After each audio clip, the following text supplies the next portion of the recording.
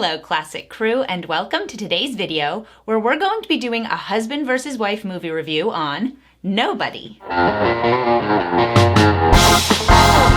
So, to start off, Abigail's talking about before we start doing this that maybe we should drop the husband versus wife part of this because we most often agree Yeah, on there's movies. only a few movies that we disagree on. I mean, I'm fine with keeping it because welcome to the clickbait. So, good to have you here. Glad you have eyes on this for the 3 minutes that you do, or whatever it is, however clickbait works. The most husband versus wife we ever were was 1917, which we had to film 3 separate times. We did. Because it was 2 husband versus wife. I will link that in the description or up here. The end product came out amicable and cordial with only mild disagreement about how good the movie was because we both thought it was good. I just thought it was up here, literally above the camera frame, and you thought it was here, solid middle of the camera frame, and if this is neutral, then yeah, you liked it, and I loved it, and so yeah. But, so we eventually came around and were able to have an easy discussion about it, but the first 2 recordings did not go as well.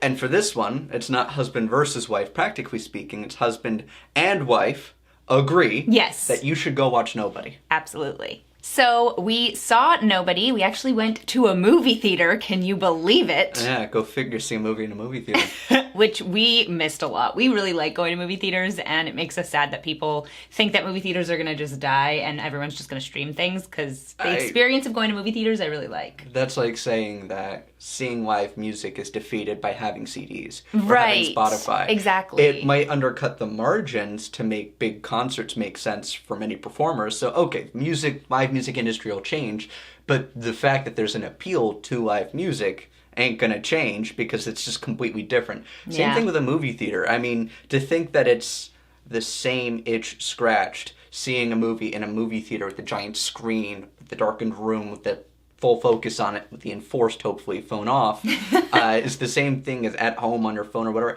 It doesn't compare. No, it so doesn't. The industry might reform and take a different shape, but I cannot imagine it just disappearing as a service that's provided. Yeah, I agree. But we saw Nobody, and I was wondering if you could give us just a brief overview of the plot. Sure. So, first to set the table with regard to what genre this is in what I call the dad action genre, or rather the suburban action genre.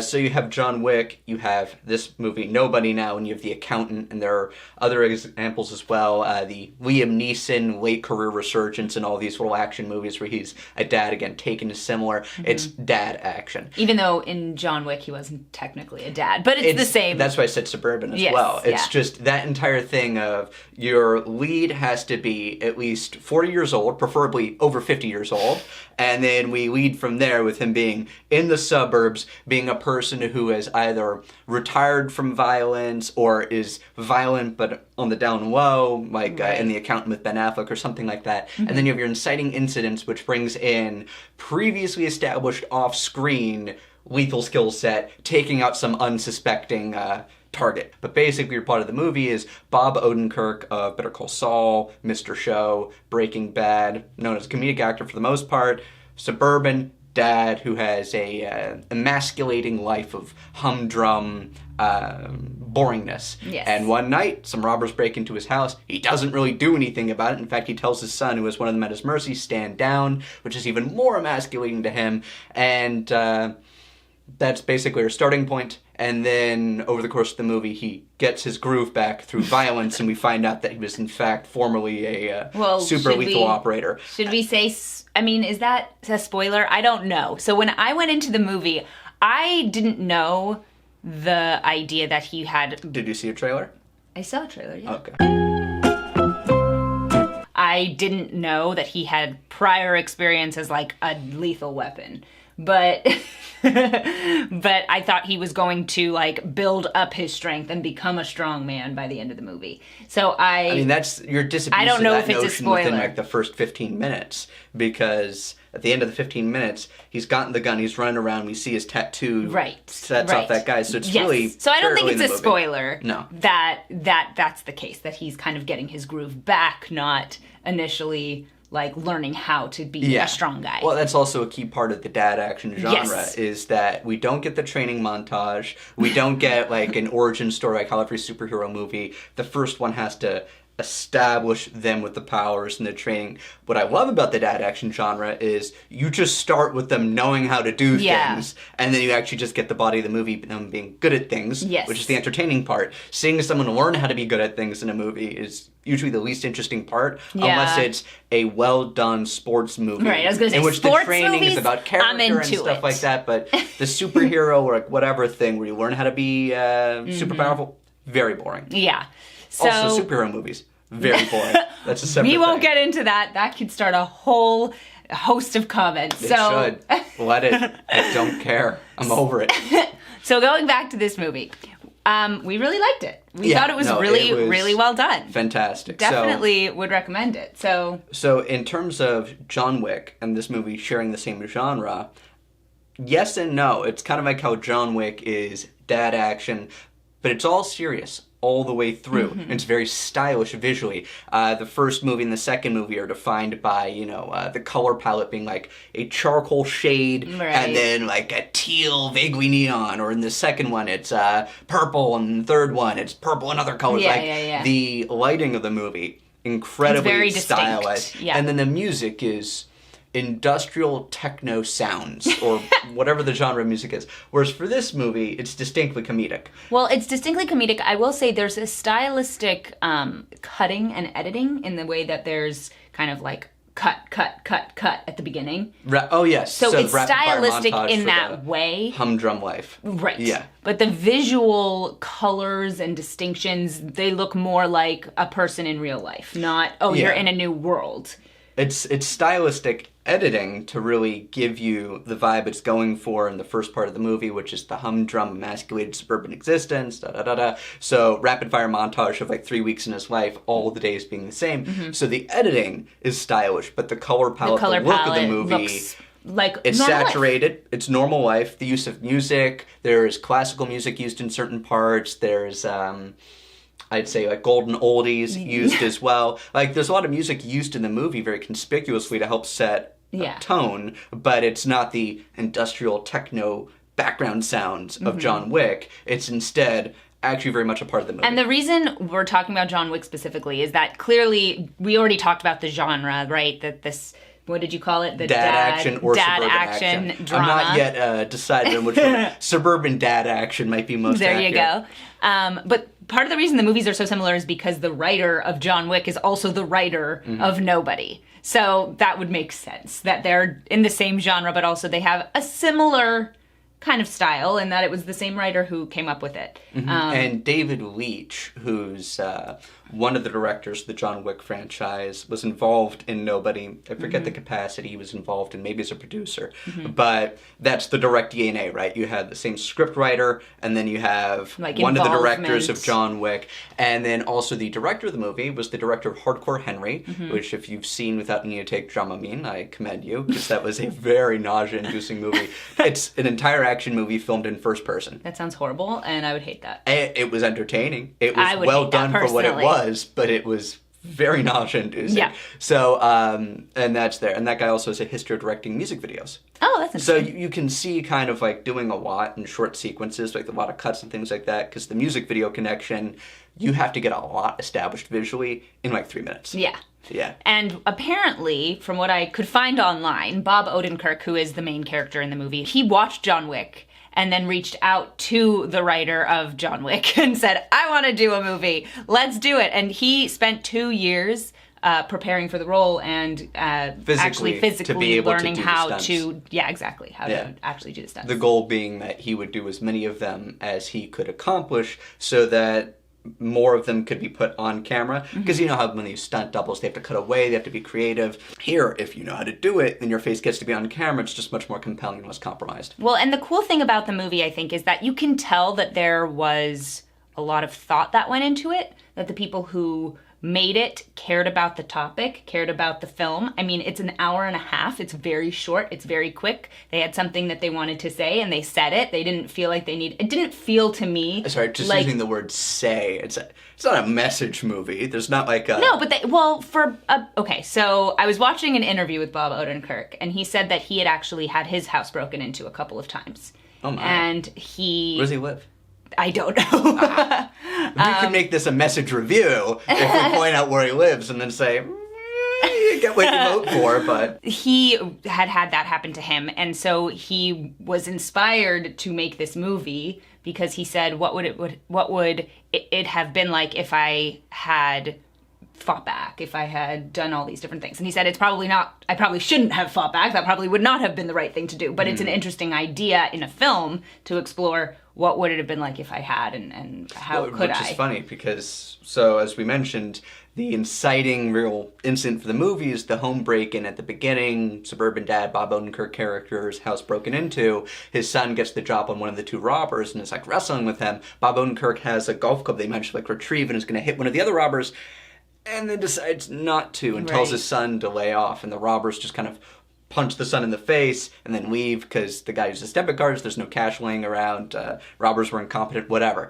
The whole point is that the robbery wasn't that terrible. It was just violative of the sovereignty of his house. Yeah. And so hyper-emasculating that he did nothing about it, and his own son had to do something about it, and then he tells the son to lay off. So like that's the whole thing. And so, as you were saying, when it comes to how you didn't go in knowing that he's the super lethal background character, if you don't know that going in, and if you've seen the trailers, you're gonna know that he was super lethal or something like that previously. But you go in and he lets the son lay off, you think it's from weakness. Yes. And so the movie does a bit of a 180 when he resolves to like kind of get his groove back, and you realize that the reason why he didn't attack the robbers was because he had been super lethal before, and this was his attempt at normalcy. And that was the interesting spin in this movie compared to the other entries in the suburban dad action genre, is that this explores the idea that the character who was super good at killing people has a bloodlust, has an innate nature where he likes the violence, he likes taking people out,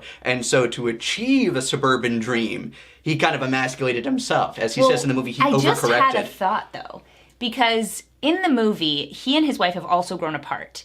They have 2 children. They have a 16-year-old and like a 10-year-old. Yeah. And he and his wife, I mean, it's very distinctly shown that they've grown apart by putting... Pillow wall. Yeah, a pillow wall in between them. And it seems when you watch the film... Sorry, can I interject with a bad joke? Yes. They built the pillow wall to make their marriage not great again. Perfect. And it seems as you watch the movie that his wife knew about his past in some form. But I'm guessing that the 2 of them decided, you're not going to do this anymore and we're going to settle down. So I don't think it was only him that emasculated himself. It was probably his wife in the sense, not that he should have continued this crazy, violent job with 2 young children. He was a government assassin who, sorry, this is like a bad joke in the movie that I will relate here. So his family refers to him as having been an auditor for the military, which implies that, oh, you served as an accountant. Oh, that's not so dramatic or heroic, except that it turns out that he was literally called an auditor in his CIA, special ops operations, whatever job, because he was the last person an organization wanted to see, hence an auditor. Right. Which is such a dad joke. It is such a dad joke. Like, you're a super lethal assassin, and so your code name, well, his code name is nobody, but my job title is an auditor. Yeah, because you have to have been in an organization that's audited to really feel the dread that name implies. Perhaps there is a message there in that when a woman demands of a man that he become less of a man, she starts feeling less attracted to him. Mm-hmm. Because their relationship seems to have really kind of fallen apart as he has become kind of more and more Pacific, subjugated to his to this life, which again, parenthood, fatherhood, these are very important things and not things that should be played down and made into something that isn't masculine. But he himself has taken a job with her family. Yeah, so he works for a construction firm that's owned and run by her father, and the heir apparent to taking over the business is her brother, who's like a macho man-child. I get very much what you're saying. Yeah, do you know what I mean? Yeah, I think, well, when it comes to the idea that fatherhood and taking care of your family and everything like that, it's necessary, but not altogether sufficient. You have to do it in the right way. Yes. So if you're a dad who has kids and you're financially providing, great. Everyone should be doing that. Also, have control over your domain. Protect your family. Have an element of like, in the same way that there's a difference between like an Irish wolfhound or a dog that is a domesticated dog but still capable of doing the wolf things, which is why you domesticated the thing so it's capable of work. Right. The Chihuahua is not really like the domesticated wolf in the useful way. Yeah. So too should it be that the man who, he quits the wild early days so that he can be with his wife. Great, yes, but keep the strength. Right, he needs keep to the vitality. stay strong. And Yeah, and as he says, I overcorrected in a way, which is the humdrum existence. Yeah, and as soon as he starts to engage with that masculine side of himself again, maybe not in... I wouldn't call it the masculine side, because that's too broad. This is the violent bloodlust, let's be clear, because he goes after the two robbers, incited by, so when the robbers broke into his house, he finds that he's missing his daughter's kitty cat bracelet afterwards. So he thinks the robbers just kind of took it when they grabbed a fistful of cash or keys, whatever, from a bowl in his house. And that, it's like, you took from my daughter, my sweet, innocent daughter, like that's the thing that kicks him off.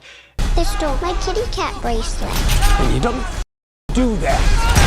You can tell he has a bloodlust, so when he hunts down the robbers, he wants to beat the crap out of them. He finds that they're just miserable people who are just doing it out of desperation. Yeah. So then, right after that moment, he gets into the famous bus fight scene. Well, I guess my point was hoping just... for that. Right, It's he bloodlust looked for that. specifically. Yeah. But there was I don't know how you want to describe it, because I don't want to say that, like, him being a bloodthirsty individual... He gets his potency back as a man from, like, confirming that he can fight and being able to exercise that aggression. It's just that you can tell it's dysregulated, right? Yes, Because it's, I want to get into a fight for the fight's sake, just so that I get to hurt someone. In another interview, I heard that they were using it somewhat as a parallel to addiction, where it's like, once he kind of opens that door, he like wants it. He wants to fight. He wants to fight people, just random people, and get like really into that, physical aggression. At the end of the movie, he and his wife are really good with each other again. They're like their marriage reconciled. their marriage is balanced out. She feels like he's, taking the role of husband and father and protector. And that's a good thing. She likes that. She's attracted to it. But also, an aspect of that is not just, it doesn't just follow from him committing the violence. It's that... No, it's that he protects the family. Well, it's not just that he protects the family, because he created the threat to the family in the first place by his addiction to violence problems, right? Just to run through the plot briefly, as we said, home break-in, then he hunts the people afterwards, decides not to do anything to them because he realizes how miserable their situation is and how that'd just be bloodlust against innocent people. He gets on a bus to go home, and then a group of drunk, aggressive Russian gangsters get on the bus, and they're just random people to him. But he's kind of itching for the opportunity to have an excuse to violence. So these guys get on the bus, there's just a young woman on the bus, and he knows that there's going to be some kind of harassment or something going on. Nothing's kicked off yet, though. So you don't know for sure if it's just going to be hooligan verbal harassment, which is awful, but doesn't jump off to the point where you need to break someone's trachea. Yeah. Fair enough. Or if it's going to be something far more sinister. And so he just takes the opportunity before anything happens that would justify basically breaking these men. He takes the opportunity to initiate violence and then go after them because he wants to do the violence.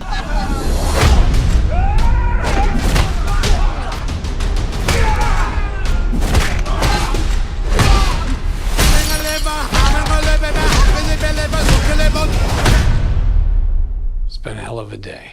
You can see that. Right. And so it turns out one of those gangsters is the brother of like an actual big figure in the Russian underworld, and so then that Russian gangster goes after him. So that's very clearly some John Wick DNA there, because it's, some relative of big Russian figure is a target or harmed or whatever by a main character who's a retired super lethal guy. And so Russian gangster brings this organization after him. We have a home invasion scene. We have the whole thing where he's captured at one point. So it's not just about protecting his family. So all that, he has his bloodlust, he creates the problem for his family. But we also get the moments where he, now that he's got his blood up and he's got his potency back, he just addresses the problem with his wife. So it's not just the violence, it's that he, like a man, addresses it and speaks to her with a forwardness and a passion. And says, let's go to Italy. Let's do this. Can we afford not to? It's also, just, I miss you and we haven't been us in years. And things to that effect. I mean, this is about a man taking back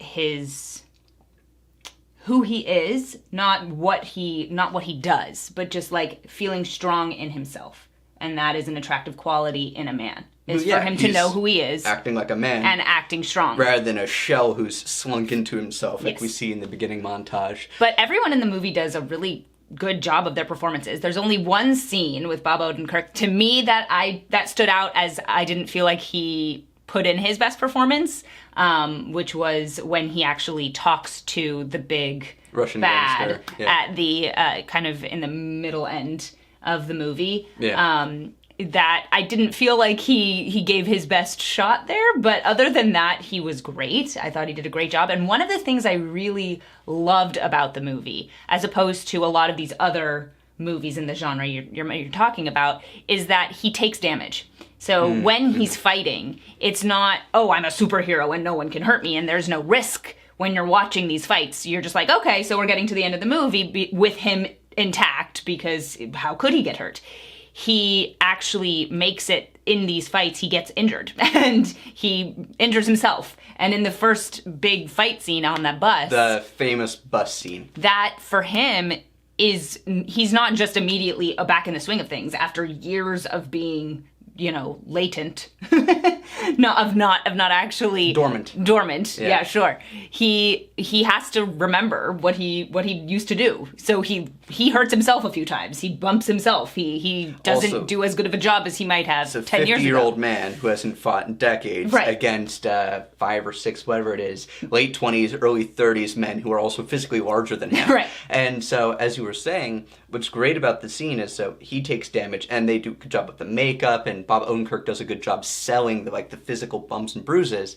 The difference between him and these hooligans, these thugs, is that this is his world, right? I mean, a thug, kind of by definition, is not tough in the normal sense of give hits, take hits, have the strength of will, of character, whatever, to continue on. What defines a bully or a thug is situationally you're stronger than the people you choose to target, so you lord it over them. The same way that's not like street thugs who have guns train with firearms and are good with them. It's that they have a gun and someone doesn't, or they have a knife and someone doesn't. It's not like they spend hours training after work or after robbing people. Now is my time to be a master of my craft. No, I have the gun, you don't have the gun. Give me your cash. So these guys, they're big, they're tough, they're not trained, they're clumsy, but there's more of them. So they hurt him.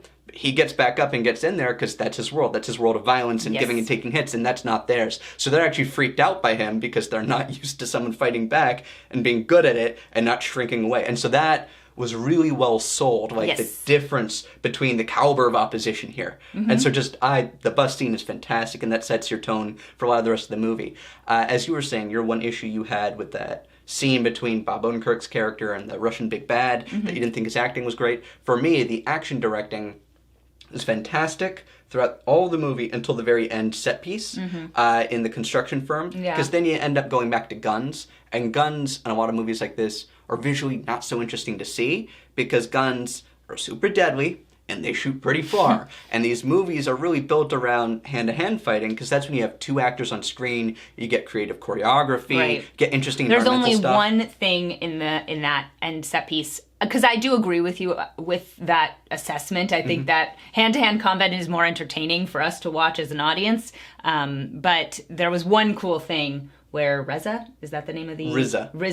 of that actor. He he has that gun and he kind of like flips it over his shoulder, like a staff, yeah. and he like shoots it at someone, and he uses the kickback, the recoil to punch someone else in the face, and that was a kind of a cool move. But it's because it wasn't just shooting and hitting people; it was using the gun as a weapon. He was in a hallway, a cramped hallway, so the nature of the environment dictated that you have to be up close to someone that justified it, right? As opposed to when they're standing in the middle of a room, a big warehouse, and they're just standing back to back shooting Russians who are just kind of sprinting at them with their guns, rather than all the Russians kind of hide behind stuff around the corners of the room and then take pot shots at them, which is what you would do in a gun fight. So just, and that, because it was so gun reliant, was just visually less interesting. But, you know, the character dynamics are still fun. I mean, the movie is fantastic anyway. It's just, it really helps show that the hand-to-hand stuff is the more interesting part. It's kind of like how in John Wick, in order to, like, make the ending fight sequence in the second one, where he just goes to that museum and is killing like dozens of the bodyguards of the Italian big bad. They all run up to him. He does this little judo thing, throws him on the ground, shoots another guy who's like 5 feet away from him. The guy ran within 5 feet to be on screen. And then he shot in the head. It's just there are limitations. But one of the things I think is special about this movie, as opposed to John Wick, is that there's so many familial connections. His relationship with his family obviously informs his choices differently than John Wick. And I really like seeing a father and a husband and his decision making. I think that makes him more layered. Even though I do love John Wick. And even though this is clearly a more comedic and less serious take on this entire thing than John Wick, it's psychologically less realistic, except it also delves at moments into, like, the psychology, the emasculation, and things like that. So it's a little bit having its cake and eating it too. But overall, it works well enough, because you know when to take it seriously, you know when not to take it seriously. Yeah. And then you also have his relationship with his father and with his brother. And that is also fun to see. It's also great to see Christopher Lloyd. I love Christopher Lloyd. But it also, you know, that's a familial connection as far as his choice of job, because his father was an FBI agent. And his brother does whatever his brother did. His brother does something that allows him to be good at violence. So I thought that was an interesting layer to this kind of a movie. So that's our review of Nobody. Oh, and there's probably going to be a sequel, because they led that into it. They do set it up for a sequel. And the movie, just saying on Wikipedia, right, made about $35 million so far, had a budget of, I think, $16 million. So, you know, looks like a decent return. What's nice about these more grounded action movies as compared to the Fast and the Furious franchise, or the superhero movies. Which, so excited. Fast and Furious is coming out this summer, finally. What's nice about them is, first of all, they're more compelling in my opinion, because the stakes are grounded and relatable. You're not saving the world again. And you also don't have a big CGI monster or set piece that's a giant cartoon that you don't care about again. So they're lower budget by their nature. So it's easier to turn a profit. You get someone with a big enough name, like Bob Odenkirk or Keanu Reeves. You get someone who knows how to put a fist fight on film. You get a script that's just grounded enough to be relatable. Boom. It's like the how the horror movie genre seems to just crank out so many of them, because they're able to make them low budget, put a famous or semi-famous person in there, like Patrick Wilson for The Conjuring, and boom, you're making money. If you could have an action movie renaissance like that, that'd be fantastic, and it seems kind of like we are. Yeah, and make sure to stay through at least the beginning of the credits, because there's a mid-credit scene. Oh, yes. So that's kind of fun. With Christopher Lloyd and RZA, which was charming. Yeah. But yeah, we would definitely recommend it. You can rent it at home. You can see it in theaters. And it's not a movie you have to see in theaters. There are certain movies where the scale, the sweep, everything like that, you really want it on screen. I liked seeing it in the theater. I recommend seeing things in the theaters. But if you can't, let it be no barrier. You don't have to hold out and wait for that opportunity. You can rent it at home and have a fine evening. So thank you guys so much for watching today's video. Please subscribe to my channel if you haven't already, and make sure to hit that notification bell so you get notified of all my new videos. Please head over to my Substack to subscribe to my newsletter and get access to a ton of exclusive content that is only available there. If you'd like to follow me on social media, it's at Classically Abby, absolutely everywhere, and you can follow my husband on Twitter at @TheRightAngle__. Thank you guys so much for watching, and I'll see you guys in the next one. Bye!